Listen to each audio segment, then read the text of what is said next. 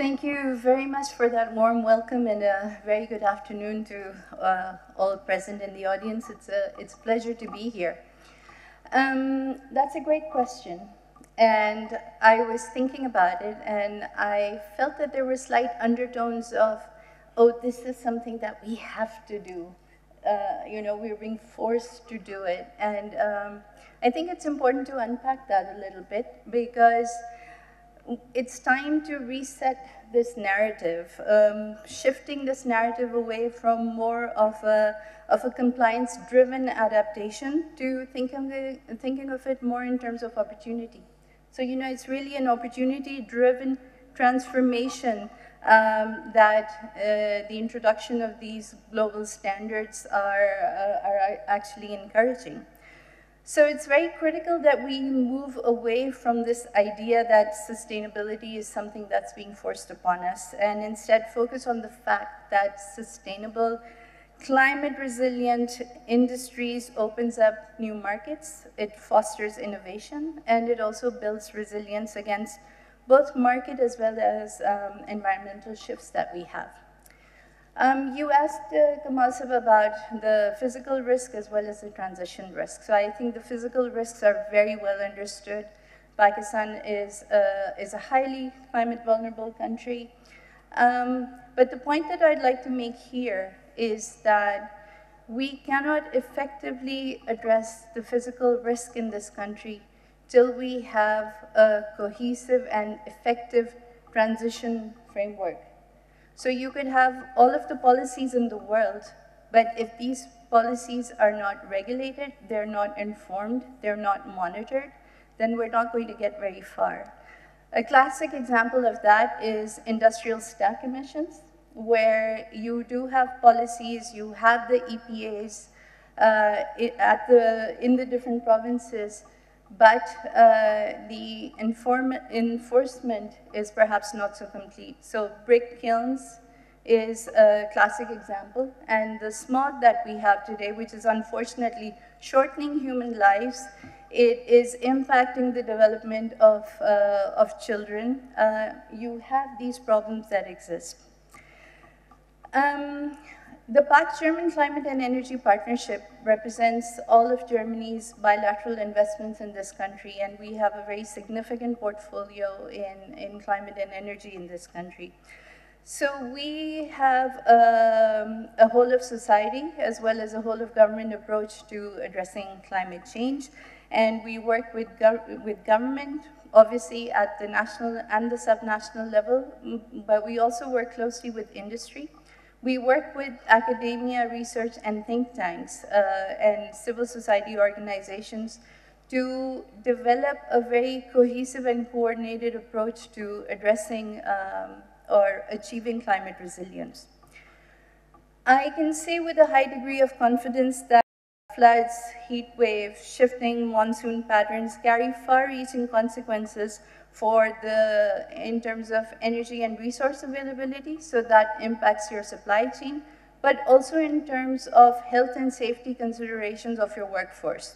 So these are not unknown. And there are a number of things that the Pak-German Climate and Energy Partnership is doing in the country to address these. The first, and I believe a very solid contribution to this, is developing climate risk profiles. And we've done that for some of the key export-related sectors in this country. And these climate risk profiles point to where investment should go in terms of future-proofing investment in the country, but also in terms of helping the redirection of investments to sectors where it makes then sense to do it. So we have climate risk profiles for agriculture, textiles, as well as some manufacturing sectors to help Pakistani businesses understand and then also craft their response to the disruptions that extreme weather brings about. We have also established a climate risk information portal, and this is, you will find all sorts of information in the public domain. They are there for you to access and drive evidence-based decision-making in the country. In addition to climate risk profiles, what the upcoming global regulations like the carbon border adjustment mechanisms, the corporate sustainability due diligence directive, as well as you mentioned the GSP plus Kamal Sab. The starting point for reducing or addressing the carbon footprint is always going to be energy. You have to address energy in the equation. And in panel one, we had the colleague from Jazz who mentioned that specifically, and Shahzain Munir also landed some very good points related to energy. But decarbonizing the energy supply is key. It's going to be key for CBAM. And this is where we are working on decarbonizing the grid, because for CBAM, your products are going to need clean, green energy to the extent possible. We are working on digitalizing grids, so you have smarter grids that are more efficient. And then we're also looking at how we can ramp up all of these actions very effectively and ensure that it's not just at the national level, but also at the subnational level. We are working on getting access to carbon finance. And I'd just like to say here that a very, very recent PwC report, hot off the press, they have shown that industries that have made investments in any sort of climate resilient infrastructure or processes, they've actually reaped 6 times the reward of that investment. So it makes a lot of sense. Nevertheless, to facilitate the transition of industry to a cleaner, greener growth trajectory, we're developing capacities to help institutions access carbon finance. And we're also looking at how we can implement or operationalize green taxonomies. Because we spoke about GSP+, that brings to mind textiles, which is one of the leading export-related sectors in this country.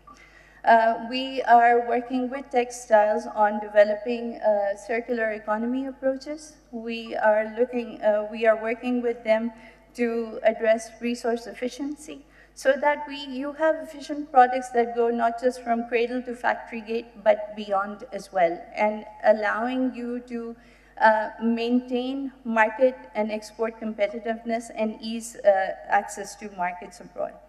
And finally, with regards to the CSDDD, we have established the Responsible Business Help Desk in Pakistan, which helps industries comply, learn about these directives, and comply with them. So when we think about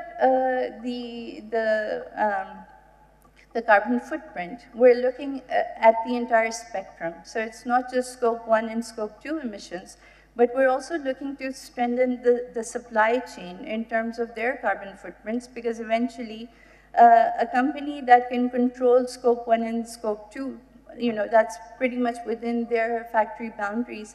But beyond that, their suppliers also need to be have a smaller carbon footprint.